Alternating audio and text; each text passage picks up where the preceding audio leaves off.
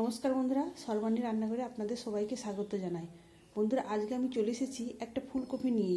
তবে এই ফুলকপিটা ফুটে যাওয়া ফুলকপি। অনেক সময় এই ফুটে যাওয়া ফুলকপি রান্না করতে ভালো লাগে না, আবার ফেলতেও ইচ্ছা করছে না। তাই ভাবছি এই ফুলকপি দিয়ে যদি অন্যরকমভাবে একটা রেসিপি বানানো যায় তাহলে কেমন হয়। আপনারা ভিডিওটা দেখতে থাকুন, আমি কিভাবে এই ফুটে যাওয়া ফুলকপি দিয়ে একটা সুস্বাদু রেসিপি বানাতে চলেছি।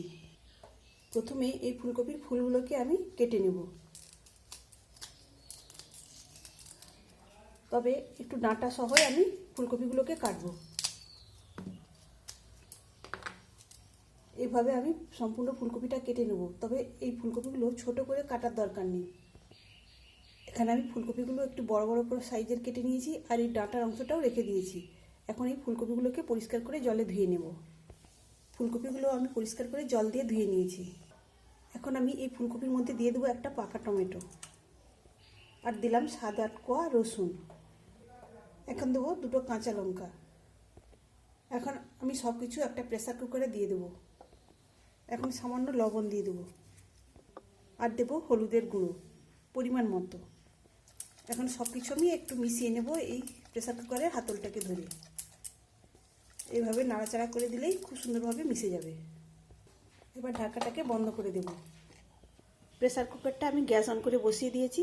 এখন 2টো সিটি দিয়ে নেব। যেহেতু আমি ডাঁটা সহ ফুলকপিটা রেখে দিয়েছি, তাই 2টো সিটি দিলে খুব সুন্দরভাবে সেদ্ধ হয়ে যাবে। আপনারা কড়াতেও করতে পারেন, কিন্তু সেক্ষেত্রে সময়টা অনেক বেশি লাগবে। আর যেইভাবেই ফুলকপিটাকে সেদ্ধ করা হোক না কেন, ফুলকপিটা খুব ভালোভাবে সেদ্ধ করতে হবে। এখানে দেখুন বন্ধুরা, প্রেসার কুকারে সব সুন্দরভাবে সেদ্ধ করে নিয়েছি, আর এগুলো খুব ভালোভাবে সেদ্ধ হয়েছে। আশা করি বন্ধুরা আজকের রেসিপি আপনাদের সবারই ভীষণই ভালো লাগবে। এখন সমস্ত উপকরণ আমি হাত দিয়ে এইভাবে একটু চটকে নেব। বন্ধুরা, আজকের রেসিপি আপনাদের ভালো লাগলে অবশ্যই একটা লাইক দেবেন। সেই সঙ্গে যদি নতুন বন্ধুরা এসে থাকেন, অবশ্যই আমার চ্যানেলটিকে সাবস্ক্রাইব করে আমার পাশে থাকবেন। এবার সেদ্ধ করে রাখা টমেটোর খোসাটা আমি ছাড়িয়ে নেব। খোসাটা ছাড়িয়ে নেওয়ার পর এটাকেও আমি চটকে নেব, আর ফুলকপিগুলোও আমি এইভাবে চটকে নেব। আর দেখুন, ফুলকপিগুলো খুব 2টো সিটি যাওয়ার ফলে খুব সুন্দরভাবে সেদ্ধ হয়ে গেছে। আর ডাঁটাটাও দেখুন একদম সুন্দরভাবে সেদ্ধ হয়েছে। তবে যেভাবেই সেদ্ধ করা হোক না কেন, এইভাবেই সেদ্ধ করে নিতে হবে। তাহলে এইভাবে হাত দিয়ে ম্যাশ করতে খুবই সুবিধা হবে। আপনারা এতক্ষণ দেখার পর নিশ্চয়ই বুঝতে পারছেন আমি কি করতে চলেছি। আমি সব কিছু খুব সুন্দরভাবে হাত দিয়ে এইভাবে ম্যাশ করে নিয়েছি। এদিকে গ্যাস অন করে একটা কড়াই বসিয়ে তার মধ্যে দিয়ে দিয়েছিলাম 2 টেবিল চামচ সরিষার তেল। তেলটাও খুব সুন্দরভাবে গরম হয়ে গেছে। এখন ফোড়নে দিয়ে দেবো 1/2 চামচ কালো জিরা, 1/2 চামচ সাদা জিরা, আর দিলাম একটা শুকনো লঙ্কা। ফোড়নটা ভাজা হয়ে গিয়েছে। এখন দিলাম 1 চামচ কুচানো রসুন। রসুনটাকে কয়েক সেকেন্ড একটু নাড়াচাড়া করে ভেজে নেব, এতে রসুনের কাঁচা গন্ধটা চলে যাবে। এবার দেবো একটা বড় সাইজের কুচানো পেঁয়াজ। আর পেঁয়াজটাকে দেখুন বন্ধুরা আমি কিভাবে কেটেছি। পেঁয়াজটাকে আমি এবার লাল করে একটু ভেজে নেব। পেঁয়াজের পরিমাণ অনুযায়ী আমি অল্প একটু লবণ দেবো, দিয়ে পেঁয়াজটাকে নাড়াচাড়া করবো। তাহলে কিন্তু পেঁয়াজটা তাড়াতাড়ি নরম হয়ে যাবে। বন্ধুরা, এই সময় তো মানে শীতের শেষের মুখে ফুলকপি অনেক সময় ফুটে যায়। আর সেই ফুলকপি যদি রান্না করতে ইচ্ছা না করে, তাহলে কিন্তু না ফেলে দিয়ে এইভাবে রান্না করে দেখবেন, গরম ভাতের সঙ্গে খেতে দারুণ লাগবে। বিশেষ করে যাদের বাগানের কপি, যারা বাজার থেকে কিনে খান, তারা তো আর এই ফুটে যাওয়া ফুলকপি কিনবেন না।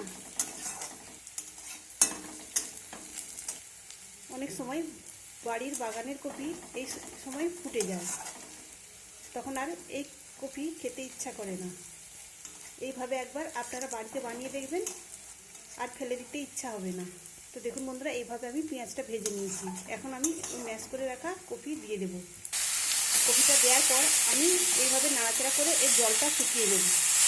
তবে এই পর্যায়ে আপনারা চাইলে গুঁড়ো লঙ্কাও দিতে পারেন। আমি অল্প একটু হলুদের গুঁড়ো দেব। আমি আর লবণ দেবো না, কেননা সেদ্ধ করার সময় আমি লবণ দিয়েছিলাম। হলুদটা দেওয়ার পর আমি আবারও এইভাবে নাড়াচাড়া করে এই জলটা একদম শুকিয়ে নেব।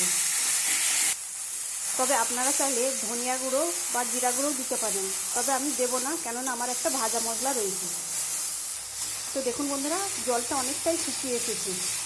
এই পর্যায়ে আমি ভাজা মশলাটা দিয়ে দেবো।